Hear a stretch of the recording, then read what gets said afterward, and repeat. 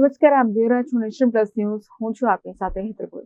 ગુજરાત સરકારના સામાજિક ન્યાય અને અધિકારીતા વિભાગ દ્વારા બાળ કલ્યાણ સમિતિના વડોદરા શહેર જિલ્લાના ચેરમેન તરીકે ભારતીય જનતા પાર્ટી વડોદરા મહાનગરના મંત્રી અને વ્યવસાયી એડવોકેટ મેહુલ લાખાણી તેમજ સભ્ય તરીકે મોનિકા યાજ્ઞિકની વરણી કરવામાં આવી છે.